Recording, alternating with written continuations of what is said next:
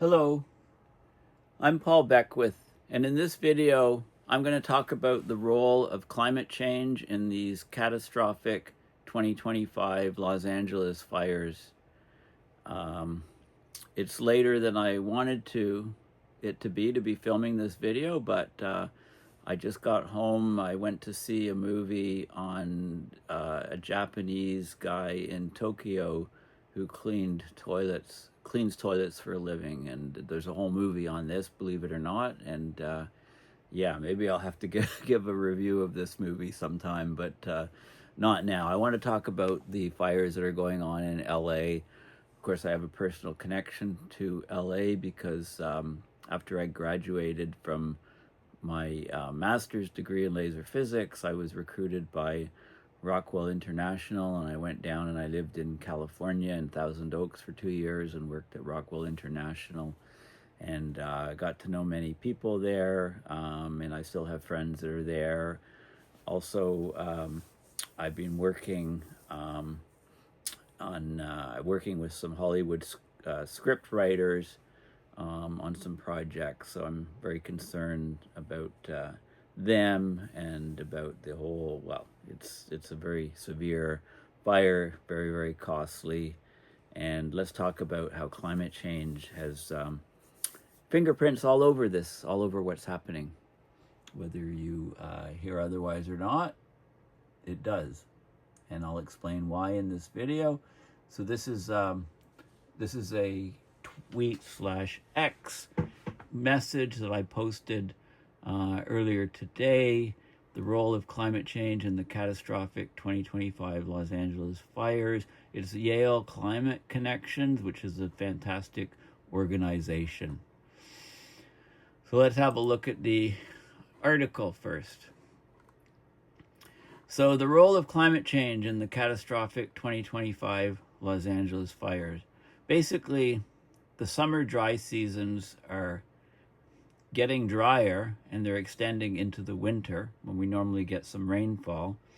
So when we get these Santa Ana winds, then the very, very dry winds, very high-speed winds going through the canyons from the land out to the ocean, so cutting through places like LA, then we're asking for disaster, and this is what we've seen. So this is very famous Sunset Boulevard, just an image, very powerful images. There's loads of graphics, and I'm not going to show you them. It's still an ongoing event. You can have a look at these things yourself, but this is flames from the Palisades fire burning a building on Sunset Boulevard amid the powerful windstorm on January 8, 2025. So that's just yesterday in the Pacific Palisades neighborhood. So the wildfires destroyed thousands of structures, burned more than 15,000 acres by today, Thursday, January 9th. So let's go into this article, but I want to give you some background stuff first before I go into this article, explaining the climate connections.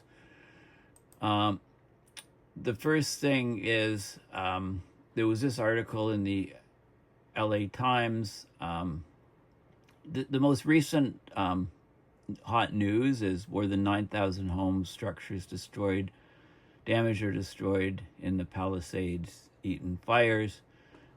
This article was dated now, when it was 2,000 buildings reported. But the key thing in this article that I wanted to point out, and I sent a tweet, was there's a passage, there's maps of what had happened at the time this article was went online and published. But I want to bring your attention to this line here. The lack of rain this winter has extended the fire season in Southern California. Since October 1st, the beginning of the water year, right, when rainfall is normal for LA to get some, downtown Los Angeles has received 0.16 of an inch of rain since October 1st to now. This is a tiny fraction of the average 4.64 inches that the area gets by this point in the season. So it's dry as a bone, and the dry brush paired with the extreme winds created the catastrophic scenario that is unfolding as we speak now. So to show you a recent article, so this is the latest, more than 9,000 structures damaged or destroyed, according to the estimate. And, you often see these, chimneys are all that's left. This is along the Pacific Coast Highway in Malibu. So lots of homes right along the ocean, completely torched. So the question is, why didn't they have hoses that they could put into the ocean and pump seawater onto the roofs and structures to keep the cinders from setting the place alight and burning it to the ground? Just a thought. Around 5,300 of the 9,000 were destroyed in the Palisades fire. Another 4,000 to 5,000 are estimated to be damaged or destroyed in the Eaton fire. This estimate is made using aerial infrared technology, so infrared cameras on aircraft or infrared cameras from space with high-resolution images. So this firestorm is definitely going to rank as probably the worst in Los Angeles history in terms of property damage. The Palisades fire is one of the most destructive natural disasters in the history of Los Angeles. Okay, so and it's still growing, and it's still, Malibu's been devastated. Malibu's, the death toll is probably going to grow. The acreage burned is growing. It's a disaster in progress, and there's not a lot of containment on these fires yet. Okay, so they saw on Tuesday night there were catastrophic conditions. There were wind gusts of up to 100 miles per hour recorded, and that combined with the dryness, they've had to evacuate loads of regions, it's just catastrophic. Okay, so there is a paper that's relevant to what's going on: hydroclimate volatility on a warming Earth. Okay, so hydroclimate volatility is basically talking about sudden, large, and or frequent transitions between very dry and very wet conditions. So about a year ago, California, specifically LA, had extremely wet conditions. They had a lot of rainfall. There was flooding, overland flooding in some cases. So there was tremendous growth of vegetation resulting from those very, very wet conditions.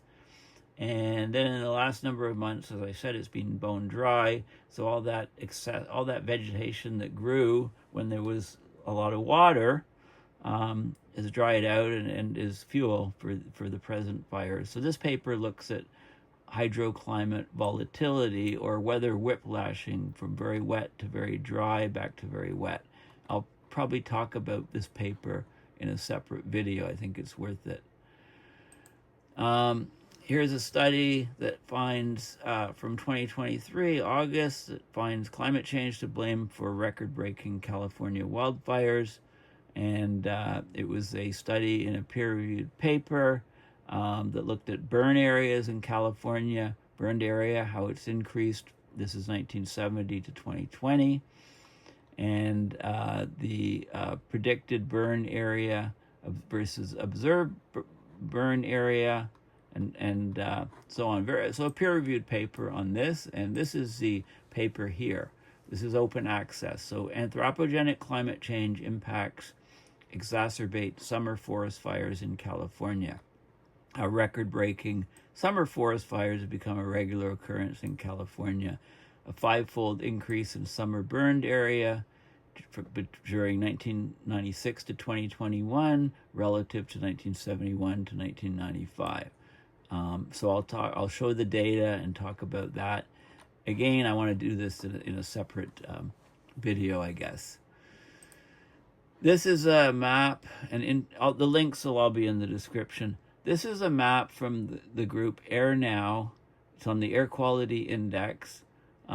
It's looking at PM 2.5, particles. So those are particles 2.5 micron diameter and smaller. And, you can see the areas where there's very high numbers of these PM 2.5 particles. And you can see, this whole LA area.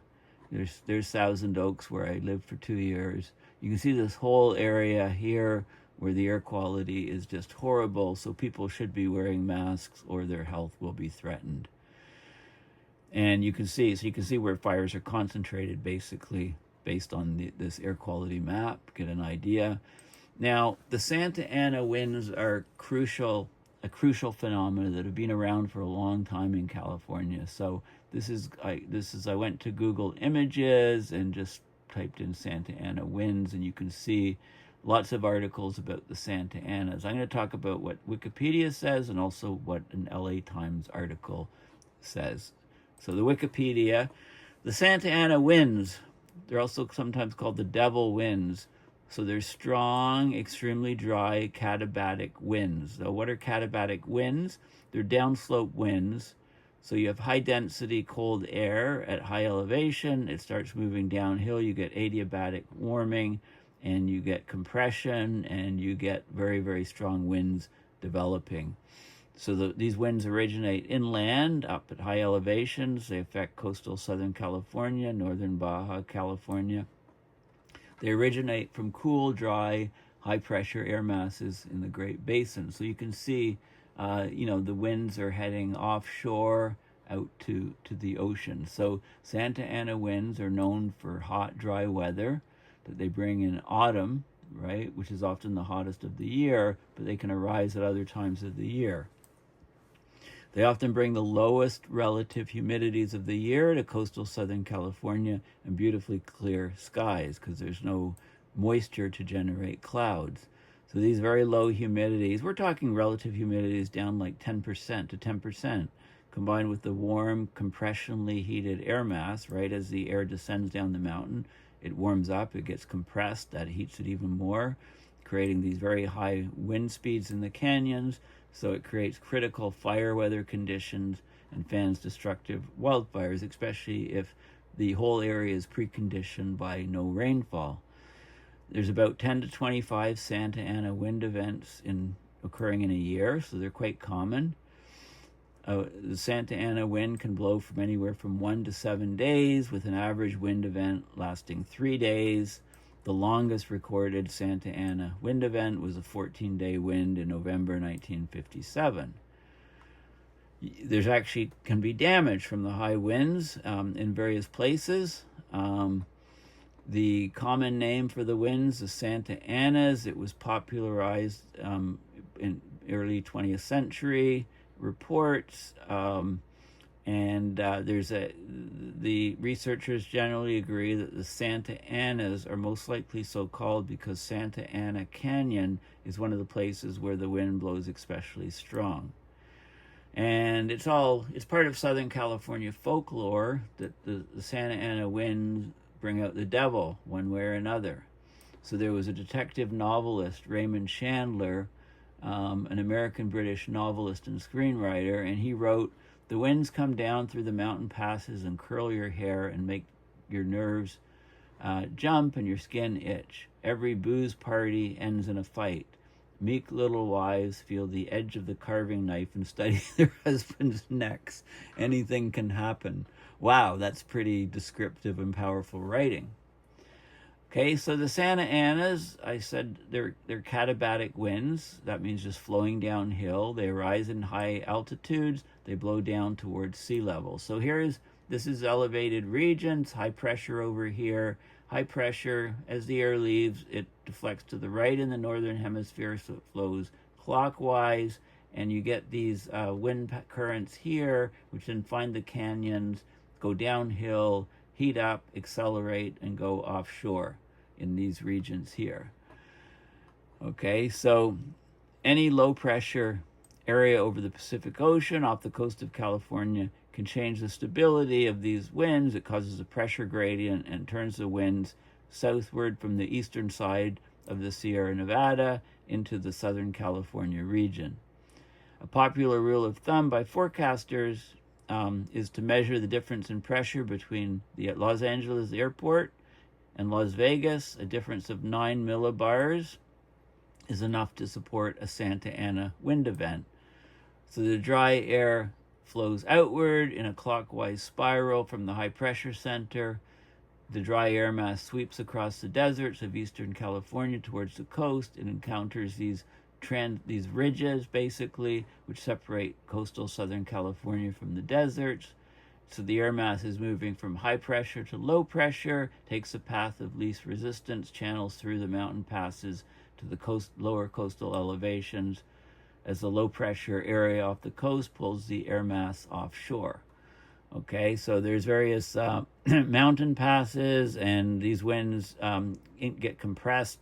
They increase in speed, often to near gale force winds or above, and due to this Venturi effect, where the winds get compressed into a smaller area, so for constant flow rate, the velocity has to be much higher in this region than in this region, just because there's less space for the air to be. So it goes into these canyons and gets compressed and gets accelerated to very high speeds.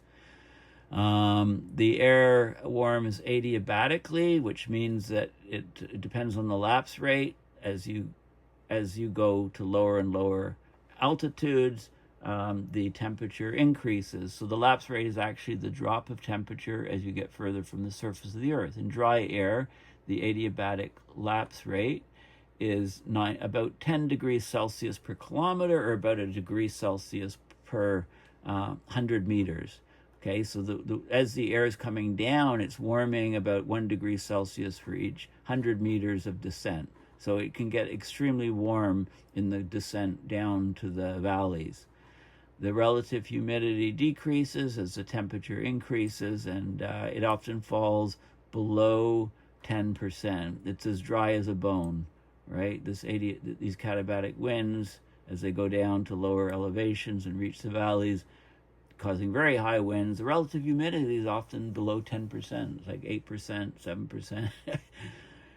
So we get a strong, warm, very dry wind blowing out of the bottom of mountain passes into the valleys and coastal plain, often exceeding 40 miles per hour, and can get up to 100 miles per hour, and that exacerbates brush or forest fires. Like, it just takes sparks and just spreads them, so you get basically an inferno.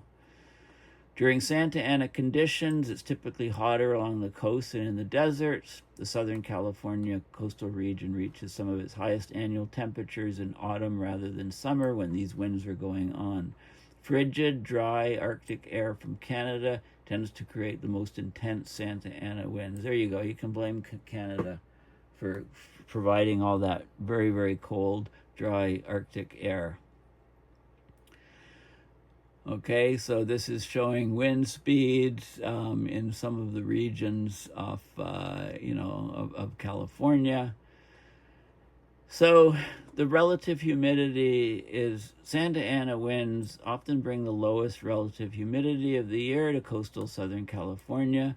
These very low humidities combined with warm, compressionally heated, so right as the air is coming down the mountain.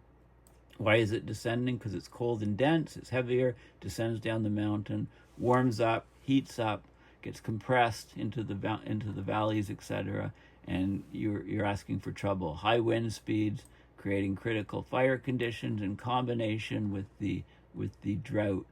So the chaparral, right, the shrubs, the plant community, which grew excessively a year ago because of the very wet conditions, became explosive fuel, which feeds the wildfires now that it's so dry. So this is a couple of fires in December 2017. You can see the smoke just rumbling, just whipping offshore from the Santa Ana winds, bringing everything offshore.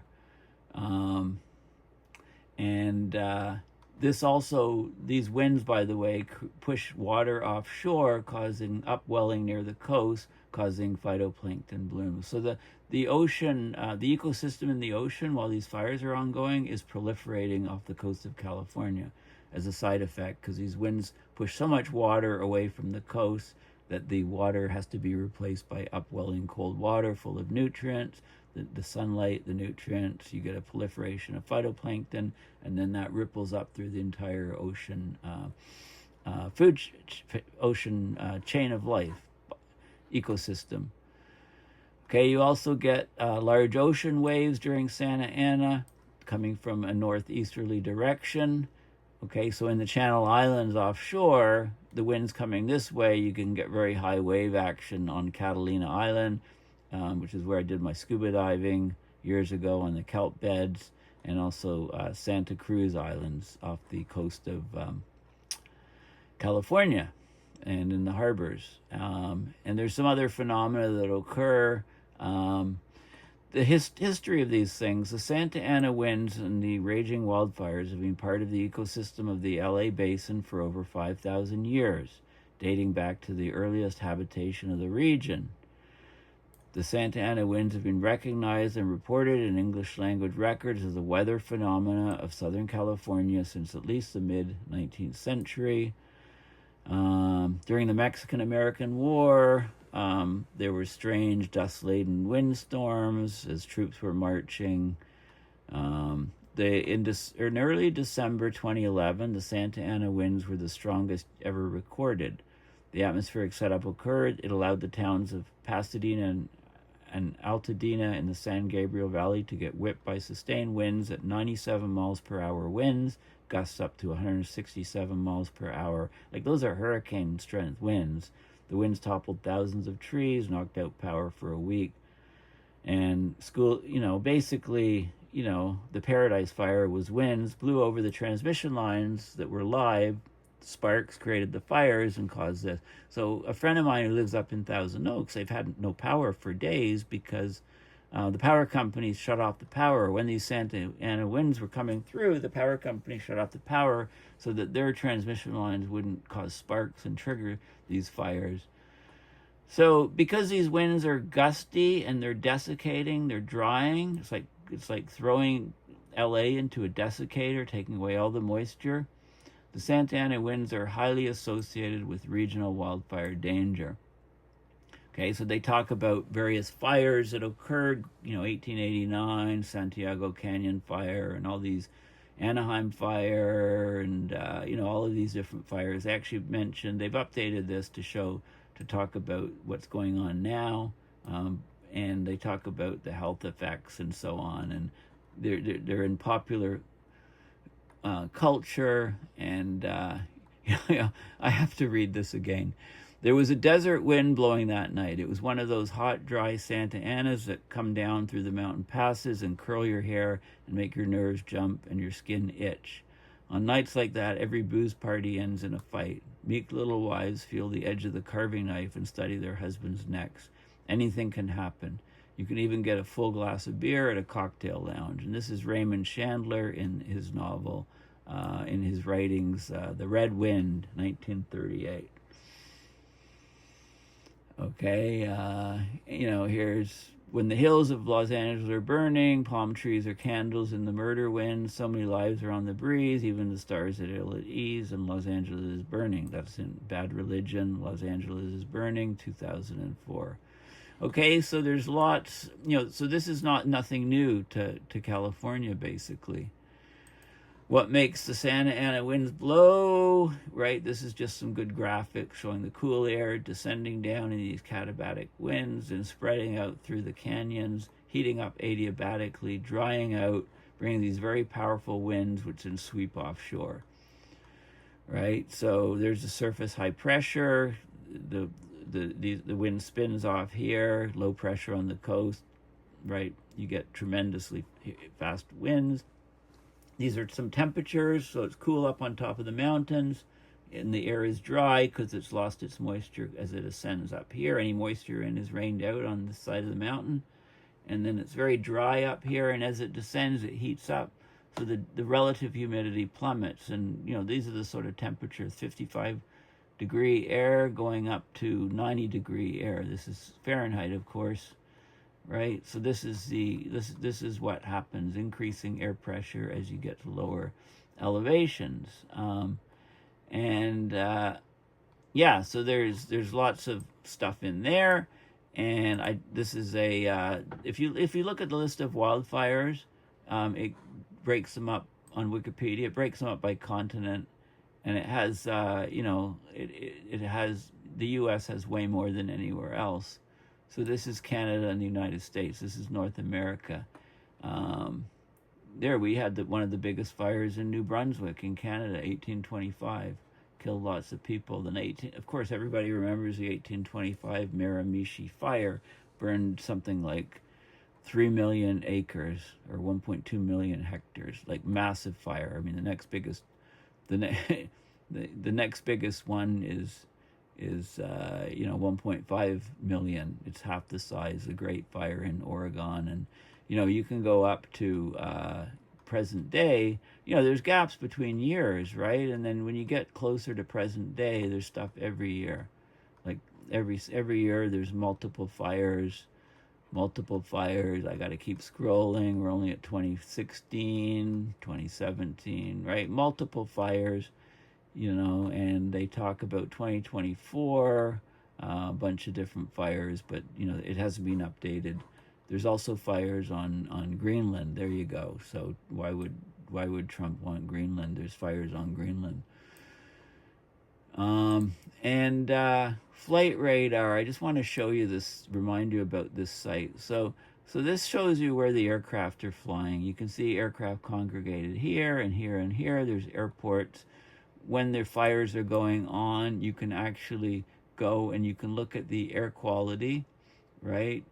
You can look at the air quality and see this, where the particles are highest. That's probably where the fires are burning. And then you can look at that area and go to flight radar and see what all the planes are. And you can see the water bombers in the air and so on as they're fighting the fires. I mean, this is just showing the LA airport region. Most of these planes are taxiing and so on. Okay, but it's just, remember that this tool is available, and you can see the water bombers actually make their routes. They go and they scoop up water over the ocean, and they bring it. And Canada has a bunch of water bombers from Quebec that are there because it's winter in Canada, right? So they're leased. LA leases these Quebec water bombers. So there's a Canadian crew and water bombers that are down there, actively participating in a lot of the drops and in this fire. So let's go back to the main topic, and like what is I really like Jeff Masters and Bob Henson. They put tremendous articles together for Yale Climate Connections. So the new year has rung in one of the most horrific wildfire events in world history. An urban firestorm in the LA metro area that's killed at least 5 people, reduced thousands of homes to smoking rubble. 2 major fires in excess of 10,000 acres, the Palisades fire in the western suburbs and the Eaton fire in the northern suburbs, were intensified by severe drought and driven by winds gusting up to 100 miles per hour, which is 161 kilometers an hour, from a severe Santa Ana wind event. So, climate scientist Daniel Swain on CNN, he said that the Pacific Palisades fire alone may end up as the most expensive wildfire in history. He expected that collectively the fires ravaging the region will be the costliest wildfire event in history, ever in history. According to NOAA, now hopefully NOAA survives, because Trump and Agenda 2025 says they're going to kill NOAA. They're going to completely eliminate NOAA. I think instead of eliminating, NOAA, we need NOAA. We need the information from NOAA. I think Trump should get rid of the Internal Revenue Service. Get rid of the IRS because he doesn't like taxes, and people can write checks directly to the U.S. military instead of writing them to the tax collection people, because that's the way it's kind of going. So much money is heading that direction. Sorry, that was an aside. According to NOAA, the most expensive wildfire season on record in 2024 U.S. dollars, to account for inflation, was the $30 billion 2018 season, mostly because of severe fires in California. And this includes the November Camp Fire, which devastated Paradise, California, killing 85, destroying 18,800 buildings. That fire cost $20 billion in 2024 US dollars, making it the most expensive single fire in world history. And here's some crazy guy, I don't know who that is. This is, I'm in the article, tweeted, since October 1st, the beginning of the water year, downtown LA has received 0.16 inches of rain, a tiny fraction of the average 4.64 inches that the area gets by this point in the season. And that quote is actually in the article which I've shared here. So, it's interesting to me that it's being captured in this article. So that's great. The role of climate change in fires. The main way that climate change worsens wildfires is by drying out vegetation. So the drought, prolonged heat, lack of water, turns forests and grasslands into tinder, fueling faster, more intense burning. In the case of this week's fires, the vegetation growth in early 2024 was enhanced by a wetter than average winter in Southern California. Okay, so that was at the beginning of 2024 and the winter. During the summer of 2024, California experienced its hottest summer on record. So we had record heat, we had near record dryness, so it dried out the plentiful vegetation that grew in response to the wet winter. So when we had all this precipitation in early 2024 in the wet winter, we had huge amounts of vegetation growth, the chaparral, shrubs, etc. And then in the record hot temperatures and dryness, it all dried out and it was acted as rocket fuel to fuel these fires. The Southern California wet season usually begins in October or November, was delayed and not occurring. So by January of this year, severe drought conditions were in place. And again, basically normally 4.64 inches, and instead we've had 0.016. So here's the drought monitor for January 7th. These areas here are severe drought, and this is extreme drought here and exceptional drought. So as bad as things are now, if we had these conditions here, then things would be even far, far, far worse than they are. Okay, so as climate change advances, the risks of having these type of droughts here is ever increasing. This is 2011, and we weren't in a drought situation, and that's when we had the extremely severe Santa Ana wind event. So this is a drought monitor for two severe Santa Ana wind events. The one in 2011, no wildfires. The one now, all of these wildfires, like extremely dry conditions. Santa Ana wind-driven fires do occur in January, but typically they're not large or damaging. So this is a number of Santa Ana wind fires from 1950 to 2020, and it shows the number in each month. So there are some here. It's usually October, November, December, January. This is the area burned in hectares between 1950 and 2020 for these Santa Ana winds. I didn't want to do that. Okay, area burned, so exceptionally, it's normally October, November, December. January is really, there's not much area burned normally in January. There are the fires, but normally there's enough moisture that we don't get the severe fires. So this is Daniel Swain again. California's fire season has already lengthened considerably in a warming climate. Critically, this has increased the overlap between critically dry vegetation season and offshore wind season, which is October to January. There's little evidence for climate change affecting the Santa Ana winds themselves, right? Because that's a mountain, that's a topographic phenomena.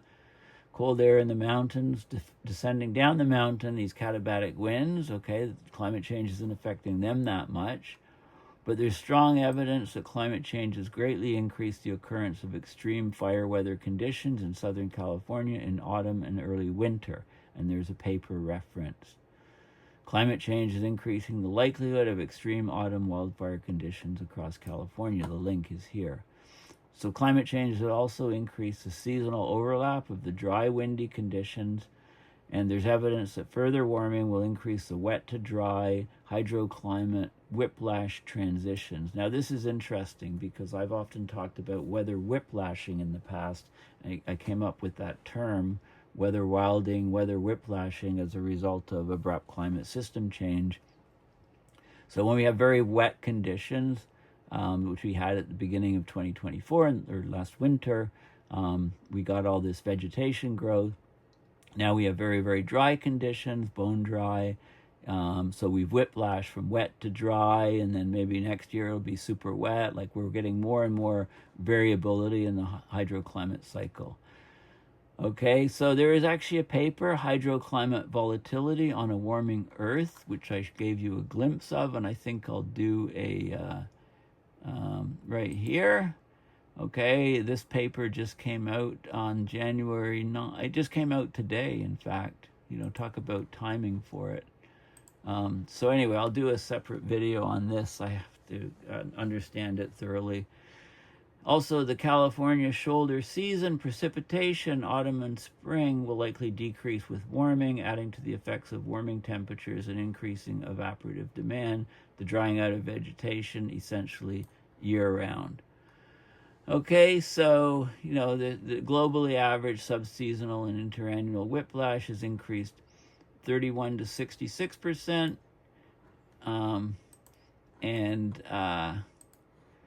Okay, so globally average subseasonal whiplash has increased 31 to 66%, and interannual whiplash 8 to 31% since the mid-20th century. There's two other important reasons that a longer dry season from climate change worsens wildfire. One of them is that we have scarcer water supplies overall because of more intense droughts, so that hinders firefighting efforts and recovery. Second thing is there's fewer safe days for prescribed burns, which can safely burn off some of the excess vegetation, reduce the fuel load in vulnerable areas before the fire season starts. But you really have a short window to do that. A 2023 study found that from 1971 to 2021, human-caused climate change contributed to a 172% increase in burned areas in California, with a 320% increase from 1996 to 2021. In the coming decades, a further increase in annual forest burned areas is expected to be anywhere from 3 to 52%. Okay, so there's the fastest growing and most destructive fires in U.S. history are on the rise. Now again, okay, so they compared directly the 2025 and 2011 severe Santa Ana wind events. So there were, on Wednesday, January 8th, there were at least 32 weather stations in the LA area that recorded wind gusts of at least 70 miles per hour. The highest was 100 miles per hour. The last Santa Ana wind event of similar intensity was 13 years ago in 2011. Again, wind gusts over 70 miles per hour, toppled thousands of trees, 200,000 homes lost electricity. But there were no major wildfires in 2011 sparked by that event because LA was not experiencing drought at the time. But in this case, of course, we've been experiencing severe drought. Okay, so, and it's not over yet. We have basically dangerous fire weather continuing into next week. There's no immediate end in sight for the bone-dry conditions and periods of strong Santa Ana winds plaguing coastal Southern California. The most intense winds from Wednesday have slackened, but the overall pattern, strong upper-level highs over the eastern Pacific, energy driving southward through California, pushing winds downslope and offshore, that's going to stay in place well into next week. Okay, so it's bone dry, so there's risk of, it's not over yet. There's still critical fire weather conditions that are occurring. Okay, and it's concerning. There's likely no rain expected for a while. And, this shows you, There's no rain predicted for coastal Southern California through at least Wednesday, January 15th. These are two recent runs of this is the European forecast model, no rain, and the GFS, the Global Forecast System model, the North American US model, no rain, okay, is expected in these regions. So, and they also talk about how the air quality is greatly degraded. I showed you the maps from airnow.gov. And so people should be wearing well-fitting masks. Okay, wildfire smoke, burning homes, and other man-made materials contain toxic chemicals, and yeah, you don't want to be breathing this stuff. Michael Mann was interviewed talking about how climate change is fueling these wildfires. Right, there's loads of stuff. So let me just do a little quick summary here. So basically, these wildfires are a highly nonlinear effect, okay? So what factors have led to this tragedy that's ongoing in California and Los Angeles is, first of all, very, very wet conditions at the beginning of 2024. Huge vegetation growth. Then very dry conditions, very hot conditions in the summer, drying out the vegetation. Then basically no rain in what should be the rainy season. So it's still bone dry. And then the conditions set up for Santa Ana windstorms being very intense, sparks. A lot of the buildings are made of wood, timber, and we've seen the conflagration, this catastrophic fire event. So when there's, I made some comments. I mean, Jasper, Canada, half the city burned down. They evacuated the town 2 days in advance. And the wildfire came in and half the city's gone. If we were in Australia, they do things differently.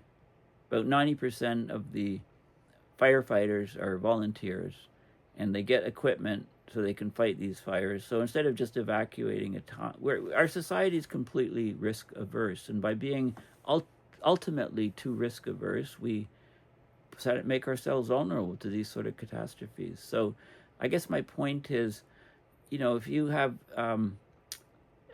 one house starts to burn, it generates huge numbers of cinders, and these can travel long distances in the very high winds and set multiple buildings on fire. Each of those buildings then becomes a spark generator, cinders generator, which can then multiply, and you can see entire communities being totally wiped out. What about, when we rebuild houses, hopefully we can make them a bit more fireproof. They're not just all tinder frame. They have sprinkler systems to wet the roofs, perhaps metal roofs. They seal windows very tightly so ashes can't go inside. And, we really need to think about defending regions from fire.